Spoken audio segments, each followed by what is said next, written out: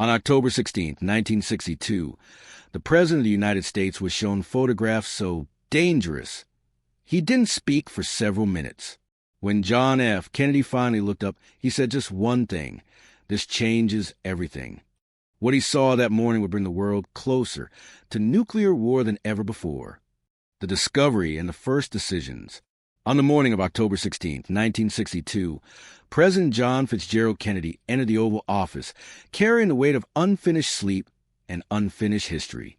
He had returned late the night before from a political trip, believing the greatest challenges of his presidency were still somewhere in the future. That illusion ended when National Security Advisor McGeorge Bundy placed a thin briefing folder on Kennedy's desk. Inside were reconnaissance photographs taken by AU-2 spy plane flying over western Cuba 2 days earlier. Kennedy examined the images slowly, carefully, as though the longer he stared, the less real they might become. But there was no mistaking what he saw. Elongated missile shapes, launch pads under construction-fueled trucks, and Soviet personnel positioned with deliberate precision. These were not defensive weapons.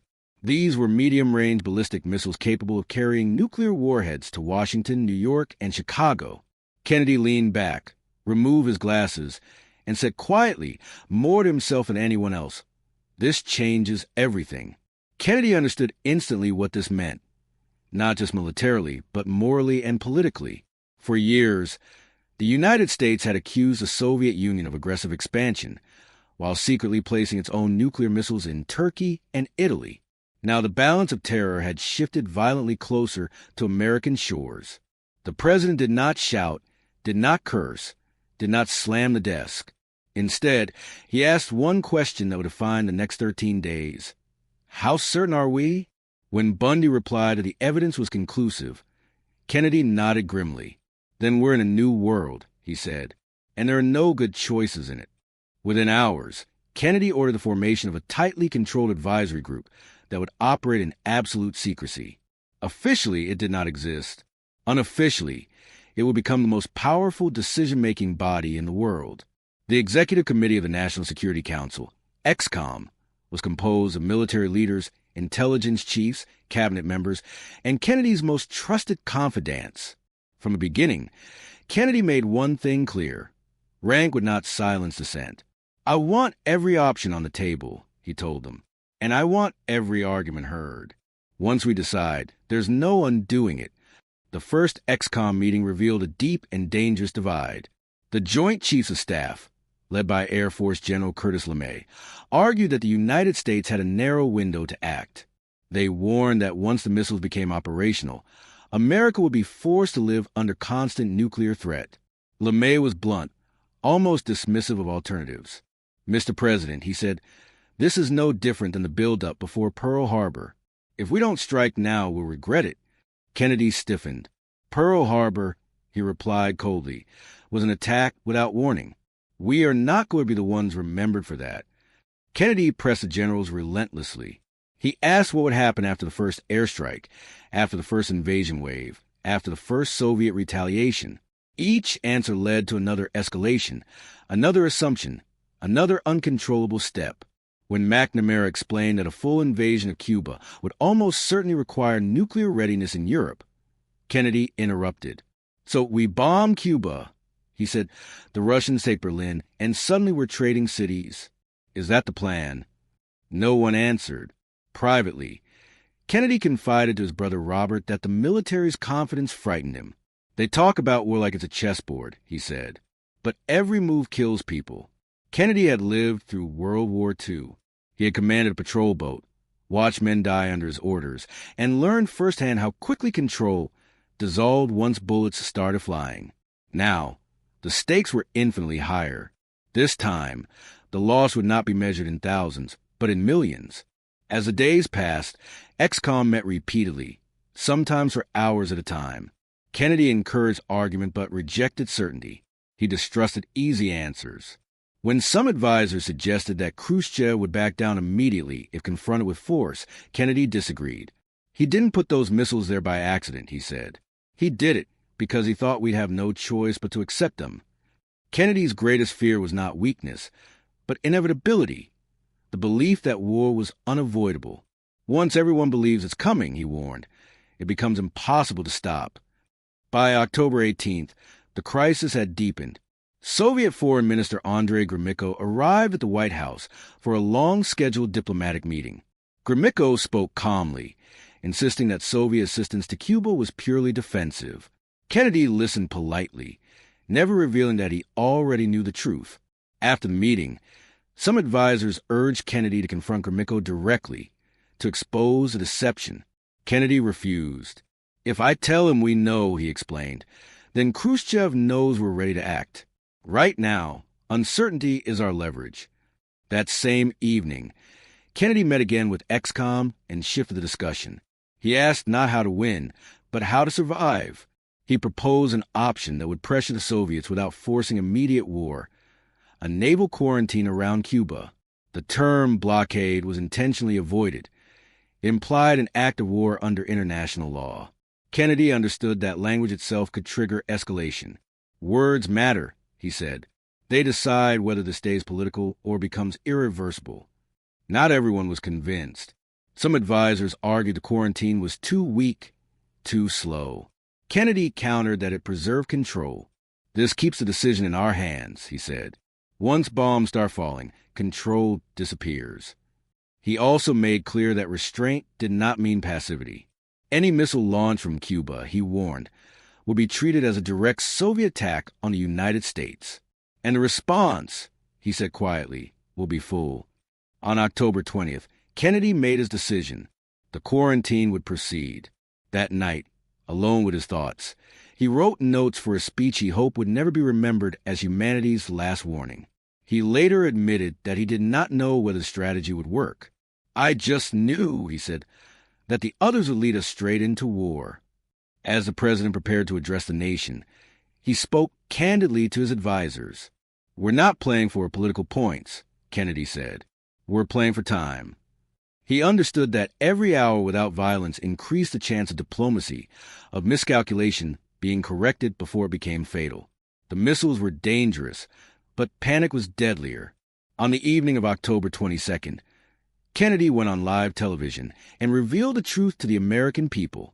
But when the cameras turned off, the weight returned instantly. Turning to his inner circle, Kennedy said words that would never be broadcast. "This is the closest we've ever come, and we may not know how close until it's over." By the end of that night, American forces worldwide were moving to DEFCON 3. Soviet ships were heading toward the quarantine line. The world was holding its breath. Kennedy, exhausted but resolute, gave one final instruction before leaving the room. "No one fires unless I say so. No one.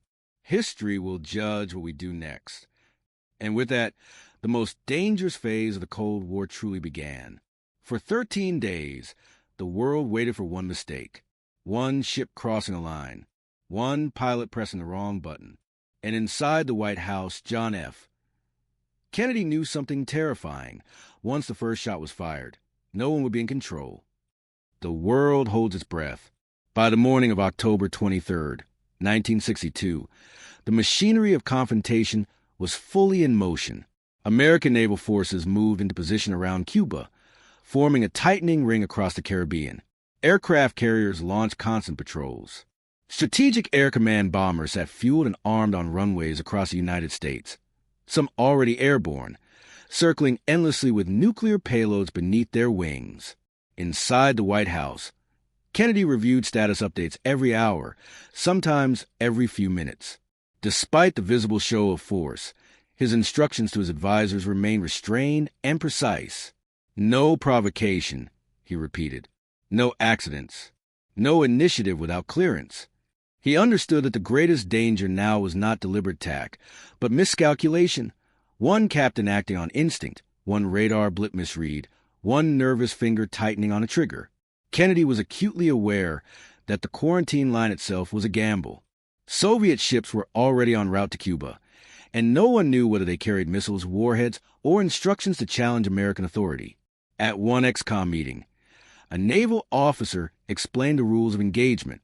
If a Soviet ship refused to stop, American destroyers would fire warning shots. Kennedy interrupted immediately. "No warning shots," he said. That's an act of war. We signal, we shadow, we pressure, but we don't fire unless fired upon. Some advisors objected, arguing that hesitation would appear weak. Kennedy rejected the argument. Weakness is losing control, he said, and control is the only thing standing between us and annihilation. As news reached Moscow of the quarantine, Soviet Premier Nikita Khrushchev responded with fury through diplomatic channels. He denounced the American action as piracy and warned of grave consequences. When these messages were read aloud in the White House, Kennedy showed little reaction. He had expected outrage. What concerned him more was silence. Hours passing without confirmation of Soviet intentions at sea. He told XCOM that Khrushchev was likely wrestling with the same fear he was. Once events began moving on their own, neither leader would be able to stop them. This isn't about pride, Kennedy said. It's about who blinks first without looking weak enough to be pushed further. On October 24th, the moment arrived. Soviet ships approached the quarantine line. Radar screens tracked their progress. In the White House, tension thickened with every update. Kennedy remained seated, listening, occasionally asking for clarification, never raising his voice. When word came that several Soviet vessels had slowed and then altered course, a collective exhale swept through the room. Some advisors smiled. Kennedy did not. That's one step, he said. The missiles are still there. This isn't over. His refusal to celebrate was deliberate. He feared complacency more than confrontation. Behind closed doors, Kennedy admitted the emotional toll the crisis was taking. In private conversations with Robert Kennedy, he confessed that sleep came in fragments, haunted by visions of cities burning. If this goes wrong, he said, everything we've ever known ends in a week. Yet in public, he projected calm authority. To his advisors, he emphasized discipline. History doesn't forgive panic, he said. It punishes it. Every decision, no matter how small, was weighed against one question. Does this reduce or increase the chance of nuclear war? By October 25th, international pressure mounted. At the United Nations, U.S. Ambassador Adlai Stevenson confronted Soviet Ambassador Valerian Zorin, demanding an answer on the presence of missiles in Cuba. When Zorin evaded, Stevenson pressed harder, famously declaring that he was prepared to wait for his answer until hell freezes over. Kennedy watched the exchange closely. While the confrontation bolstered America's moral position, Kennedy worried it might corner Khrushchev. We have to be careful not to humiliate him, Kennedy told XCOM. A humiliated man with nuclear weapons is a dangerous man. As days passed, reconnaissance flights confirmed that missile sites in Cuba were nearing operational readiness. The military renewed its call for airstrikes. General LeMay warned that delay would leave the United States permanently vulnerable. Kennedy responded sharply. You're assuming rational behavior after we kill Soviet troops, he said. That's an assumption I'm not willing to make. He reminded the room that there were Soviet advisors on the ground in Cuba. Any attack would kill them, forcing Khrushchev to respond. Once blood is spilled, Kennedy said, there's no way to contain this. On the evening of October 26th, a breakthrough arrived in the form of a long, rambling letter from Khrushchev. It was emotional, almost personal, filled with references to shared responsibility and the horrors of war. Khrushchev proposed removing the missiles in exchange for a U.S. promise not to invade Cuba. Kennedy immediately sensed an opportunity. This is a man looking for a way out, he told XCOM. But even as hope flickered, Kennedy warned against haste. We respond carefully, he said. We don't overplay our hand. The following morning, October 27th, hope nearly collapsed. A second message arrived from Khrushchev, this one colder and more formal. It demanded the removal of American Jupiter missiles from Turkey. Almost simultaneously, news broke that a USU-2 reconnaissance plane had been shot down over Cuba, killing pilot Rudolph Anderson. The Joint Chiefs erupted in anger. They demanded immediate retaliation. Kennedy sat silent as arguments flew across the room. When he finally spoke, his voice was steady but hard. This is exactly what I was afraid of, he said. One incident, and suddenly everyone wants war. Kennedy refused to authorize a strike. He suspected, correctly, that the shoot-down may not have been ordered directly by Khrushchev. If we retaliate, he said, we're responding to something that may not even have been intended. He reminded his advisors that Soviet commanders in Cuba had significant autonomy and were under enormous pressure. We cannot assume perfect control on their side, Kennedy said, so we must show perfect control on ours. As the day wore on, Kennedy made what many historians would later call the most important decision of his presidency. Publicly, he would ignore Khrushchev's second letter. Privately, he would address its core demand. Through a secret channel, Robert Kennedy met with Soviet Ambassador Anatoly Dobrinin. The message was clear. The United States will remove its Jupiter missiles from Turkey, but quietly and only after the crisis ended. Kennedy explained to ExComm why secrecy was essential. If this looks like a trade, he said, our alliances unravel. But if it happens quietly, everyone survives. That night, Kennedy spoke candidly to his advisors. This may be our last chance, he said. If he accepts, the world steps back from the edge. If he doesn't, we're on a path none of us can stop. He ordered restraint to the very end. No escalation, no retaliation, no speeches, just waiting. In the early hours of October 28th, word arrived from Moscow. Khrushchev had agreed to dismantle and remove the missiles from Cuba under UN supervision. Kennedy read the message slowly, then closed his eyes. There was no celebration, no triumph. Turning to his advisors, he spoke softly. We were lucky, he said, luckier than we deserved. Even as the immediate danger passed, Kennedy remained somber. He told ExComm that the crisis had revealed a terrifying truth. We came closer than anyone knows, he said. And next time, we might not step back in time. The missiles would be removed. The world would exhale. But the memory of how close it came would never leave him. The Cuban Missile Crisis was ending. But for Kennedy, its lessons were just beginning. The Cuban Missile Crisis didn't end with a victory. It ended with a realization. When it was over, John F. Kennedy told his advisors something chilling. Humanity survived not because it was prepared, but because it was lucky. After the edge of oblivion, when the immediate danger passed on October 28, 1962, the White House did not erupt in celebration. There were no cheers, no declarations of victory, no triumphant speeches drafted for history books. John F. Kennedy deliberately avoided framing the outcome as a win. In his first private meeting with ExComm after Khrushchev's announcement, he made that clear. This was not a victory, Kennedy said. This was a reprieve. He reminded his advisors that the missiles had not been removed because of superior strategy alone, but because both sides had stepped back from a catastrophe neither could control. We didn't win, he said again. We survived. In the days that followed, Kennedy asked for detailed after-action reports, not to assign blame, but to understand how close the world had come to nuclear war. As intelligence briefings arrived, the picture grew more frightening. The Soviet missiles in Cuba had been closer to operational readiness than previously believed. Worse still, Kennedy learned that Soviet commanders on the island had been given authority to use tactical nuclear weapons if the United States invaded. This revelation shook him deeply. Turning to McNamara, Kennedy reportedly said, if we'd invaded, we'd be fighting a nuclear war in Cuba, and we never even knew it. The realization haunted him. The world had avoided destruction not through perfect knowledge, but through imperfect restraint. Kennedy began speaking more openly with his advisors about chance. How much of what had occurred lay beyond planning or control. He admitted that several moments during the crisis had unfolded in ways no one could have predicted or prevented. AU-2 straying into Soviet airspace over the Arctic. A submarine commander nearly launching a nuclear torpedo under depth charge pressure. A single anti-aircraft missile fired without direct authorization.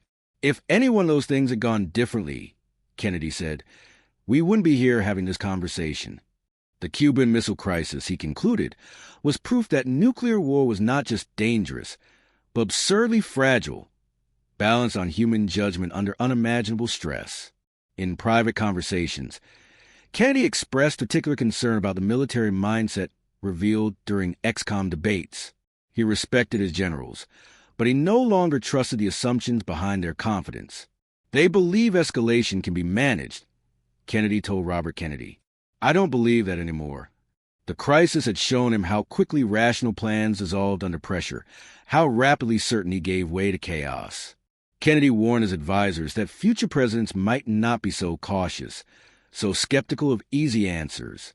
That's what frightens me most, he said, that someday someone will believe there's a clean way to fight a nuclear war. As the missiles were dismantled and shipped out of Cuba under international observation, Kennedy instructed his administration to keep the Turkish missile deal strictly confidential. He understood the political consequences if it became public. But more importantly, he believed secrecy protected stability. If people think this was a trade, Kennedy said, they'll assume this is how nuclear crises are solved. He did not want future leaders to believe brinkmanship was a successful tactic. Survival, in Kennedy's view, should not be mistaken for strategy. The crisis profoundly reshaped Kennedy's view of the Soviet Union and of Khrushchev himself. Before October 1962, Kennedy had seen Khrushchev primarily as an adversary, a competitor probing for weakness. Afterward, he saw him as something else as well, a man equally terrified of losing control. Kennedy told his advisors that Khrushchev's emotional letter on October 26th revealed more truth than any official communique. That was a man trying to stop a war, Kennedy said, not start one. This realization marked a turning point in Kennedy's approach to Cold War diplomacy. In the months that followed, Kennedy pushed relentlessly for measures to reduce the risk of accidental war. He authorized the creation of the Moscow-Washington hotline, a direct communication link between the White House and the Kremlin. The goal was simple: eliminate delay, misunderstanding, and intermediaries in moments of crisis. Kennedy explained his reasoning bluntly. If the next crisis comes, he said, I want to talk to the other man before someone starts shooting. It was a tacit admission that existing systems had nearly failed humanity. Kennedy also accelerated efforts toward arms control, culminating in the limited Nuclear Test Ban Treaty of 1963.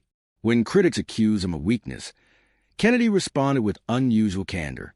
In private, he told his advisors that strength without restraint was meaningless in the nuclear age. What good is power, he asked, if it ends everything? In public speeches, he spoke increasingly about shared human survival rather than ideological dominance. His language changed. The Cold War, he now believed, was not a contest that could be won outright, only endured. One of Kennedy's most revealing moments came during a private reflection recorded later by aides. He spoke about the illusion of control that leaders cling to. We like to think we're in charge, Kennedy said. But during those 13 days, I learned how thin that control really is. He described leadership not as command, but as restraint, the ability to say no when every system around you pushes toward yes. The hardest thing, he said, was not acting. Kennedy also reflected on the burden of decision-making in isolation. He told his advisors that no amount of counsel could remove responsibility from the person who ultimately gives the order. Everyone gives advice, he said, but only one man signs the order. He admitted that during the crisis, he often felt profoundly alone, even in a room full of experts. That loneliness, he believed, was an unavoidable part of power, and a reason power must be exercised sparingly. Privately, Kennedy confided that the Cuban Missile Crisis changed how he viewed history itself. He no longer believed that progress was inevitable or that humanity naturally moved toward stability. We're not carried forward by destiny, he said. We're held back from disaster by judgment and sometimes by luck. This belief fueled his urgency in the final year of his presidency. He sensed that time, not ideology, was the greatest enemy.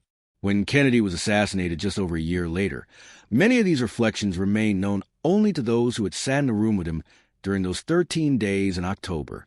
But their influence endured. The men who survived the crisis carry its lessons into future administrations, future negotiations, future confrontations. The memory of how close the world had come became a quiet warning passed from one generation of leaders to the next. In the end, what John F. Kennedy told his advisors during the Cuban Missile Crisis was not a declaration of dominance or certainty. It was a warning, A reminder that nuclear weapons made traditional ideas of victory obsolete, that survival depended less on strength than on restraint, and that the fate of the world could hinge on a single decision made in silence. Years later, reflecting on the crisis, Kennedy summarized it with chilling simplicity. It was luck that saved us. And in that admission lay the most sobering truth of the Cold War, that humanity did not step back from the edge because it had mastered its own power, but because, for one moment in history, it chose not to use it.